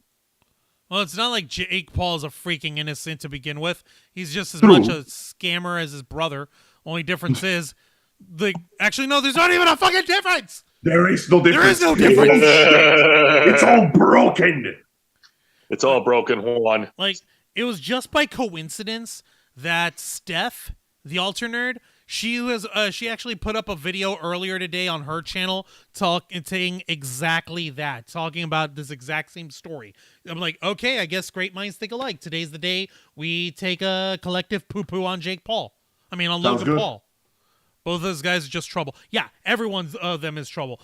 Never Logan thought Paul, I'd be Jake shitting Paul. side by side with the British. How about side by side with a friend? I can do that. I can do that. I wish nothing but misery upon this person. Upon Logan and his people. Yeah. It's such a Millions damn of shame, dollars, too. guys. Because we were almost about to respect an aspect of him, but now I can't even respect that, because that wrestling match, that was the last time he did anything cool in his life. Like, I know. How do you get back from something like this? How do you redeem something like this? You can't. You can't. No, there's no way around it. Like, any time Logan Paul, if he shows his fucking face on WWE programming again anytime soon, the first thing anyone's going to fucking say to him is like, don't you have a CryptoZoo to not open and bilk people out of? What the hell are you doing over here at WWE? Oh, don't you have millions of dollars from your poor, foolish fans that you've been milking out? Don't you have that to live off of? Yeah, dude, Juan, it's already bad. It's already bad enough that he already gets booed by the fans in the States, even before any of this. So now they have a legitimate reason to boo him, even more than before, in fact. Yeah, I know. It's going to double down, my friend. The booing's going to double down. This is the best. This is like, this not only basically is what he richly deserves, this essentially gives anybody he fights in the ring so much material to fucking shit. Like, oh my God, you could cut several promos with this alone. Not even building yourself up, just tearing him down. Yeah. Amazing. There's no way around it. There's no fucking way around it all. It really isn't. There's really no redeeming this poor fucker. Daisy the Vegas Pisces made it into the chat. Hello, Daisy the Vegas Pisces. Welcome to the Black. Good day. Hi there. Well, yeah, and Shelly's like CryptoZoo. I can't wrap my head around that. Yeah, like that was the name of the project because it's both crypto as in cryptocurrency and CryptoZoo as in it's a zoo of weird animals. Weird being crypto, like the prefix for that word. Whatever. If it doesn't make any sense, it's because it's stupid. It's supposed to be a double entendre. The freaking independent film, the animated movie CryptoZoo, made a lot more sense than this. There was actually a zoo. Please take the time to check out the independent film CryptoZoo. It's an actual labor of love dedicated to people by people who actually give a shit about cinema. Exactly. Yeah, It was released on January 29th, my birth date, so you know it's good by default. Go check that shit out. It's good for you. It has electrolytes. God, like fucking for crying out loud. What's his face? Like I said, Peter Stormare is in that movie. I mean, he's been in a million movies before. Wasn't he also in John Wick? Give me a minute. Chapter 2. Yes, I believe he was. I believe he was. Give me a second. He was the one that went with a fucking pencil. Yep, John Wick. Who Chapter does 2. that? He was also the guy that plays Satan in the John Constantine. That's Man, this guy cannot stop catching beef with Keanu Reeves, can he? I guess not. I guess you really can't. No, fucking, what do you call it? In CryptoZoo, he played a fawn named Gustav. I mean... Gustav! That says it all. All right? Literally, that's all you really need out of the guy. Okay, that was fun. That was interesting. Apparently, he was also in the movie 8mm with Nicolas Cage. I don't think it's a good movie for people to watch unless you're really, really into psychological horror stuff, thriller stuff. Yeah, that doesn't sound too bad. Oh no, it's an excellent movie. I'm just like, it's also really off-putting. And Vegas Pisces, Daisy, she was on vacation. Missed you guys. Well, we missed you too, Daisy. Thank you so much. We're crapping on Logan Paul. It's fun. But we're not even just doing it for fun. We're doing it for additional awareness. Not like this is not crapping. This is justice. It's not like this needs any more awareness at this point. Coffeezilla has done an amazing job with his investigation on this CryptoZoo fucking NFT game, quote unquote. I just don't understand. I don't understand how people could fall for this. I don't understand how every single one of the 5 guys, including Logan Paul, came together collectively on this project and right at the last second decided to start stabbing each other in the back. Agreed. Like a pack of idiots.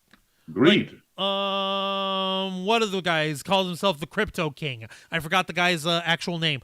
Apparently he had several CryptoZoo tokens, CryptoZoo coins bought up and set up in his own wallets, and he started trading them and selling them like crazy on day one when none of them were supposed to. Their whole idea for trying to raise their own money for themselves was to have them have these super tokens for themselves and hold on to it and have them appreciate in value while other people were selling and trading with each other. But this one guy, the Crypto King, I don't know how the fuck Logan Paul could get into business with someone who legitimately names himself the Crypto King. That wasn't a nickname like was given to me like Juancho or like Angel's nickname Burst Angel. No, he calls himself the Crypto King. You don't take your own nickname, buddy. That's not how that shit works. You don't get high on your own supply.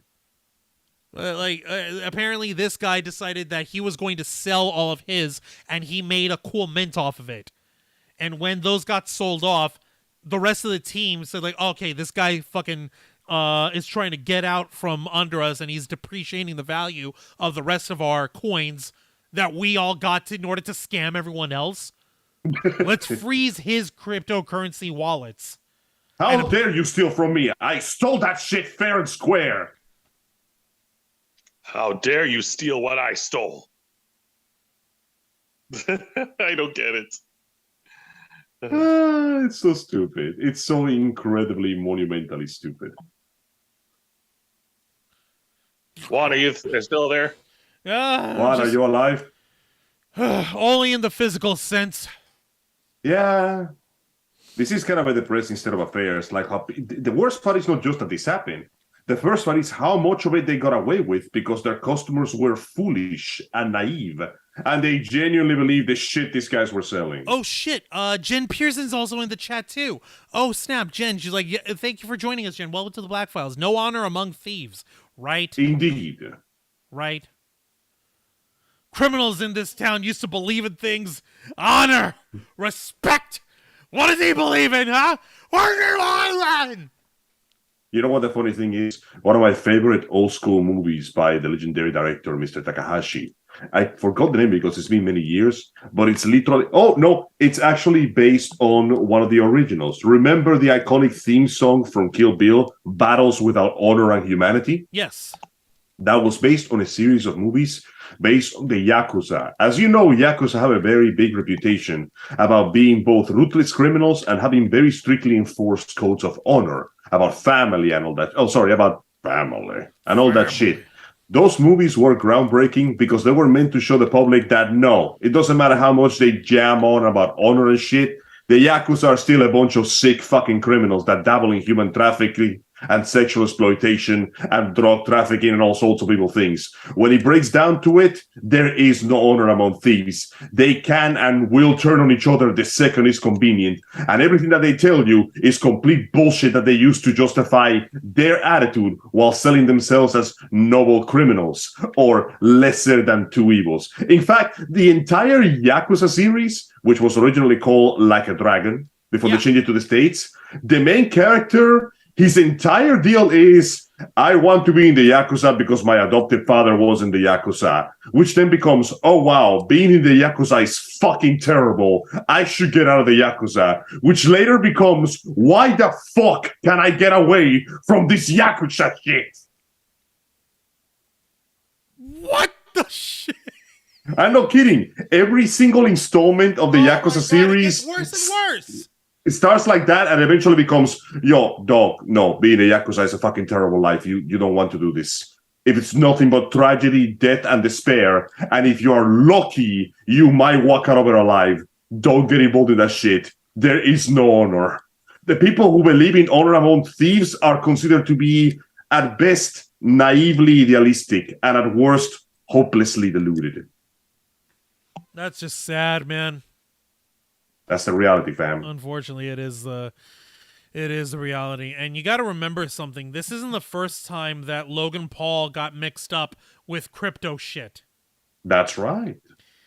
2 words. Dink doink. I almost forgot about that until you mentioned it. Thank you. I actually almost forgot about it until I did my homework on it when Coffeezilla was first starting this stuff up. I'm like, wait a minute. You mean he did another one? What was the name? Oh, yeah, and yeah, it was Dink Doink. That one was supposed to be like South Park styled cryptocurrency funded NFT projects, bruh, of that doesn't make any sense. South Park styled animations. But you own the memes that they make, bruh. It's the future, bruh. It's decentralized, I own the memes bruh. of production, Juan? One of the easiest ways to ensnare people is to offer them the illusion of freedom. The illusion of freedom, or better yet, the illusion of power. The illusion of choice. Jen, well, at least they didn't call the cops on their scheme. We have to give them credit for that. Oh, lordy. Well... Okay, you know what that reminds me of? Joe. What? Okay, thank you. You're still here, Jose. Okay, you know what that reminds me of? The ending to Ocean's 13. In this fashion. Remind me, what happened in the movie? That was the one where they robbed Al Pacino and his ugly-ass hotel. Like, right as George Clooney, Daniel Ocean's character, is leaving and sort of... I have the fucking movie memorized, so I hope... No, I got it. Let me take over here. So after George Clooney exits the scene, that poor bastard who had the worst look at the hotel... Yeah! As he was trying to leave, like, he learned that his flight got delayed, and No, Rusty, not that ending, when he's talking to Al Pacino. When he's talking to Willie Bank, the character. Oh, that one. Like, yeah. It's this. No, I remember word for word. First. Where Daniel Ocean tells Al Pacino, like, wow, half a billion out the door. What are you going to do? You going to roll over and die? What? Estoy grabando. Give me a second. I'll be right back. All right, no problem. Just mute your mic. Mute your mic while you step out. Yeah. Anyways, but no, I know what you're talking about, Juan. That part, right? Yeah, that one. And what's his face?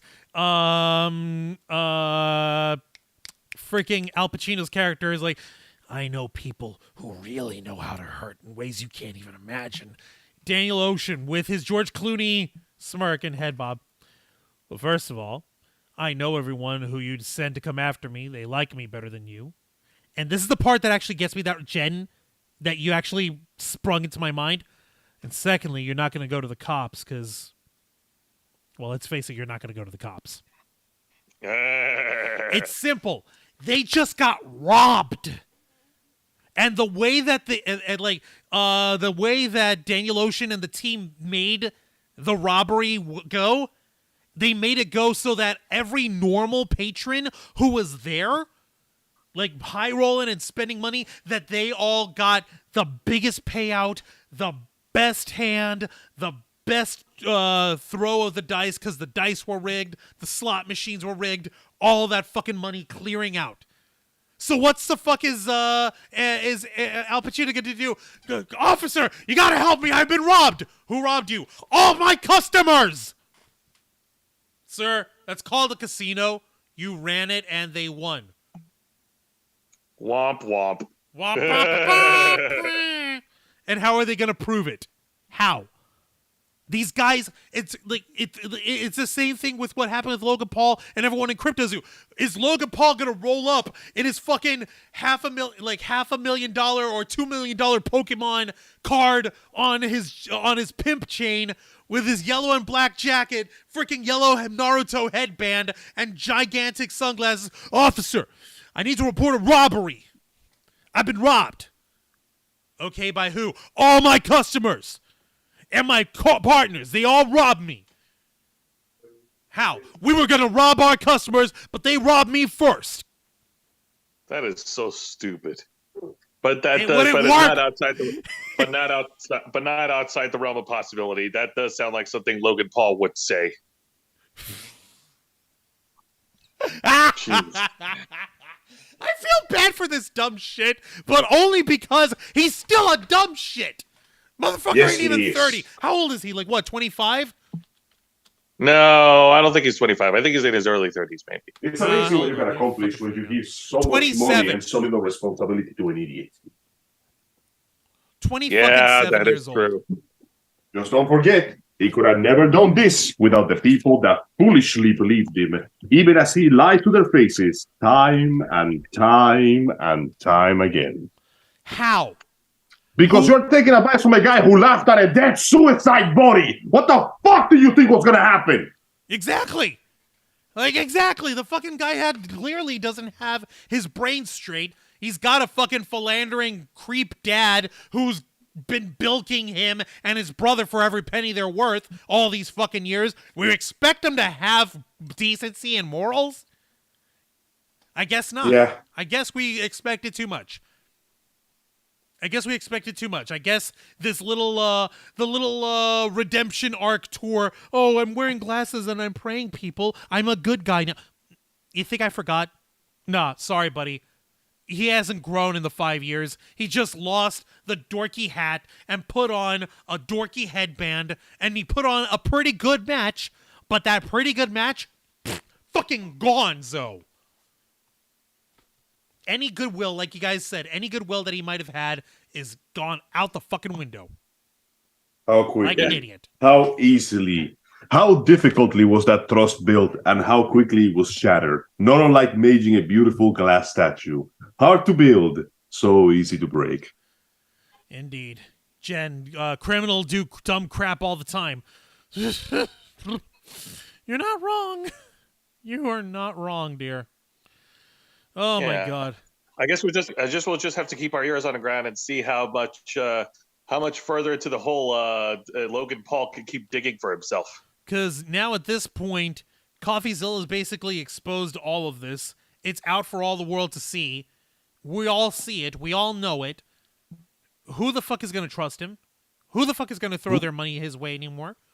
Yeah, that's what I want to know. Who would even spend money on this guy anymore? Like, this is 100%.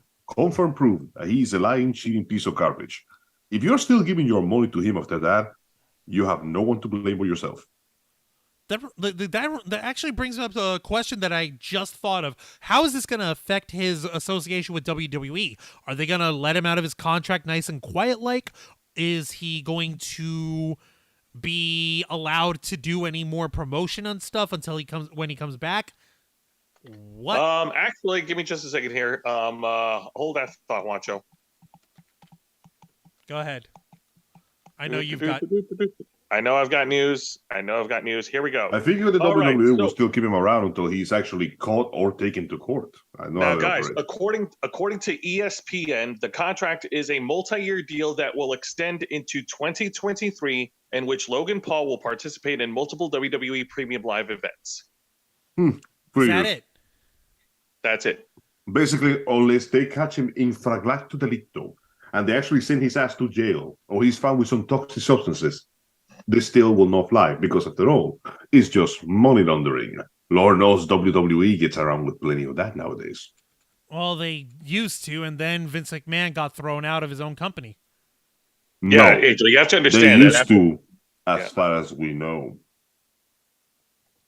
Yeah, because right now, since Triple H has taken over creative and Stephanie McMahon and what's his face, Nick Khan have taken over the corporate side of things, they're trying to rebuild their public image. They're trying to regain the trust. Indeed. But that means that essentially, as long as Logan Paul isn't caught doing something so blatantly evil that it cannot be justified in any way, shape, or form, he'll still get like a clean bill of health on that one for now. But if he gets caught with something like an illicit substance or a sex scandal or like a murder or whatever, then that'll be an issue. But for now, that motherfucker's going to get away with it until the cows come home for the time being. Because it's crypto shit. No one cares about it except the people that are getting scammed for it. Because of course they do. God. I really hope that this is just the end of it for now. Like that he's gonna freaking get his head straight. He really needs that because at this point, what the fuck else is he gonna do? Like, why do this shit? I know, money, yeah, but he's got money. What the fuck does he need more for? Because you can never have enough money. Never enough, never.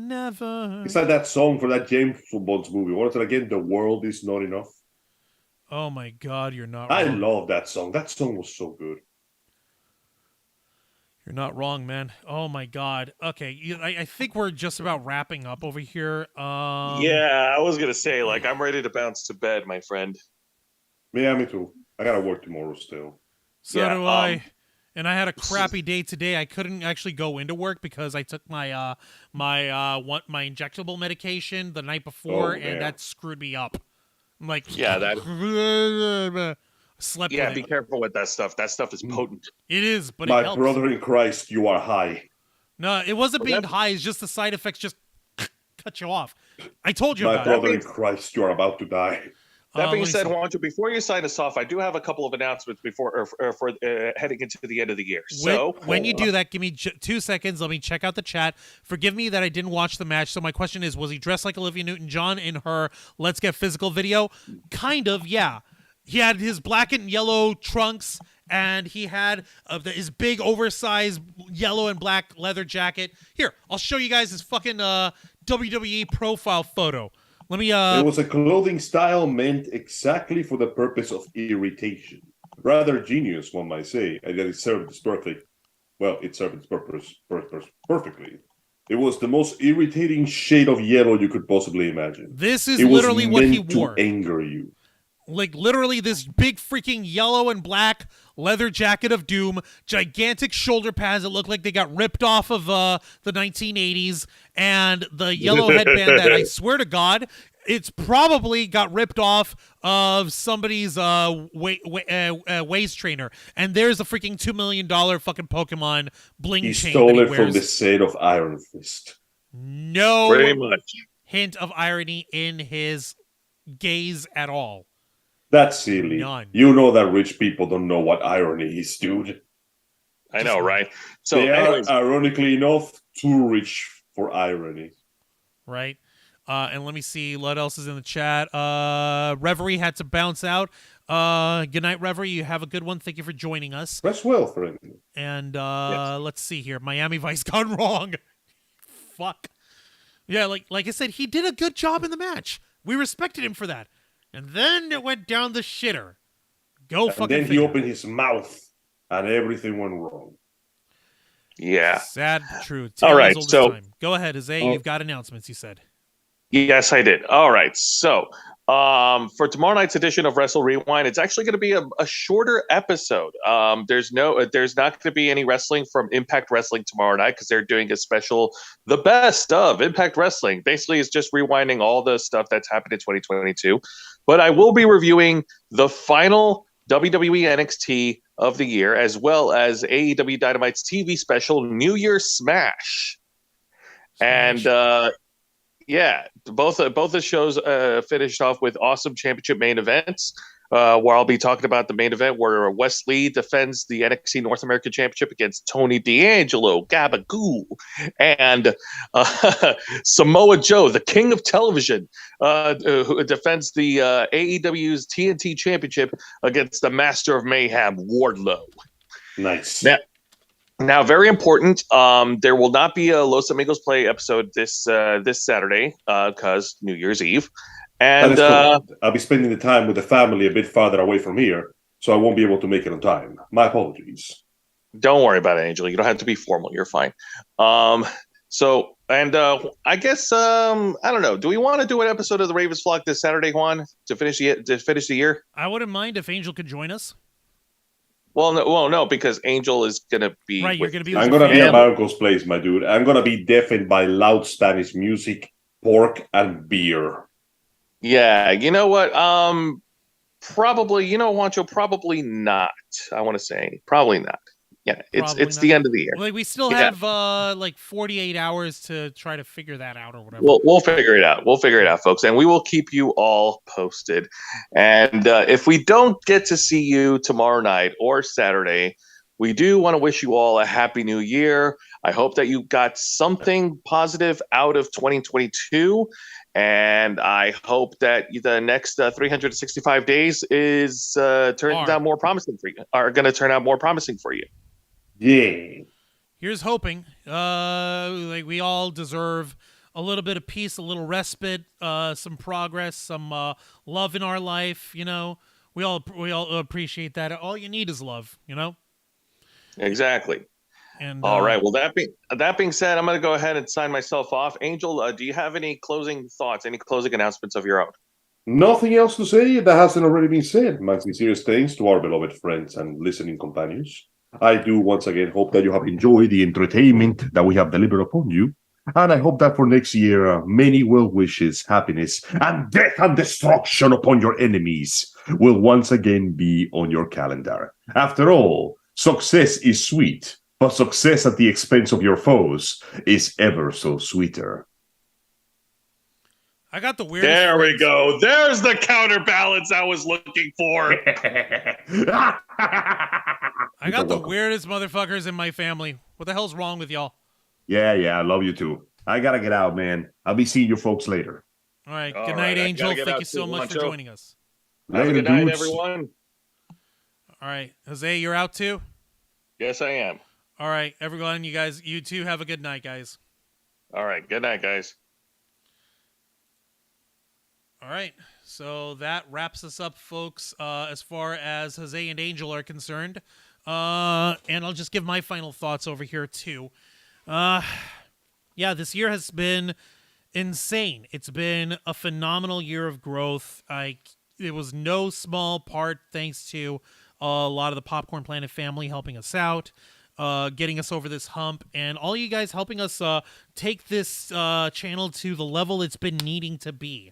And I'm not saying that just to be like, oh, hey, well, I got this thing and I'm just here to make money on it. It's literally, we've been working on this channel for 10 years.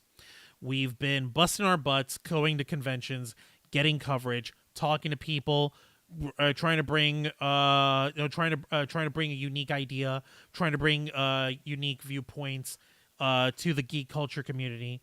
And truthfully, like, we want to do that properly, not just for ourselves, but for all of you guys. And seeing that we've found an audience who we can count on almost completely reliably every week to join us, it really gives us something to strive for. It gives us something to shoot for, because we can go for it and we can continue with our content, with our channels, with our with this ongoing mission of the Ravens flock, and we've got people who support us, not just here but out in the real world at conventions. So many folks from Holiday Matsuri came over and they saw us. There was a lot of folks who didn't, and there were some who didn't want to have anything to do with us. But it's really insane how much we've grown, and we can't thank you folks enough for it. And this is my toast to all of you. May your 2023 be filled with growth, with love, with success, with happiness, and with peace. We all deserve peace. We all deserve love. We all deserve growth and happiness. Preferably not at the expense of others. But if it must be at the expense of others, may it be at the expense of assholes. I guess. I don't know. But really, honestly, you folks, you make us who we are, and I'm personally thankful. And I want to thank you all for joining us in all of this. So here's to you.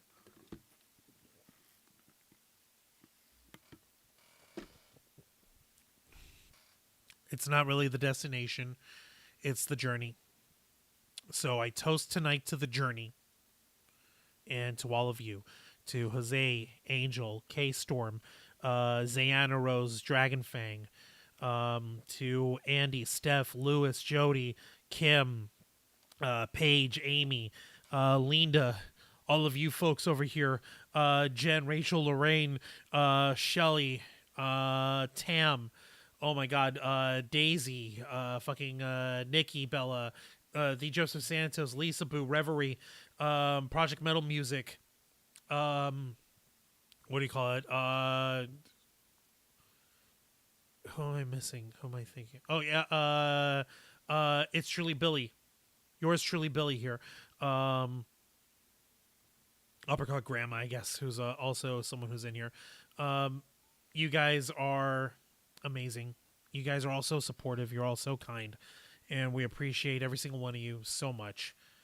And here's to more crazy fun. Here's more making your voice our mission. And here's hoping that we can get over this next hump. Let's see if we can get... do you think we could get to 2,000 this year? Maybe 5. Shoot, if we get 10,000, it'd be insane. I want to actually see if I can make this out. In 2023, I want us to at least make it to 2,000 subs. If we get there soon enough, I want us to shoot over to 10. Then to 50,000, like we've got with Stefan and Lewis. They just hit the hump of 50,000, and Lewis has been in the game for a long time, and he's a respected player in terms of entertainment, YouTubing. And Steph, she is a firebrand. She is a fiend in terms of knowledge and rationality and common fucking sense. And yeah, she draxes sometimes like, I don't get it. Take things too literal, but like that's where, I guess we can teach her in terms of nuance, in terms of weird little dumb jokes and stuff. I sent her earlier today that audio clip of Sean being, do it for Yorkshire! Fucking, because I came across that the other night. I'm like, if Steph doesn't know this, she will soon, because it's fucking funny. And I open my heart out to you guys every Wednesday whenever I can, when there's an issue that comes that hits me close to home. And Zay and Angel are here for me, but you guys are here for me too. And I'm looking forward to seeing what we do next. Let's get to that next hump. Let's make it over. Let's see what we can do with the Ravens flock. Thank you all so much. I'm going long. I got to wrap up. Thank you all so much for joining us on this special final of 2022 edition of The Black Files, the uncensored, uncompromising interview and review podcast of the Ravens flock, hosted by yours truly, Juan Arauz. Join us as we grant you access live every Wednesday night at 10 p.m. Eastern Time, simulcasting on YouTube and Twitch. Hit the subscribe or the follow button, ring that notification bell, become an inner flocker by hitting the join button one more time. Let's see folks throw up those lovely custom emojis. And until next time, continue to follow us on Facebook.com/TheRavensFlock, Twitter.com/RavensFlock13, Instagram.com/TheRavensFlockOnline, Twitch.tv/TheRavensFlockOnline, and of course, remember to hit the subscribe button and ring that notification bell right here on our flagship platform, YouTube.com/TheRavensFlock, humble home of the Black Files, Los Amigos Play, Wrestle Rewind, and the Ravens Flock. For Jose Casabona and Angel Mendez, I am Juan Arauz. This has been the Black Files. We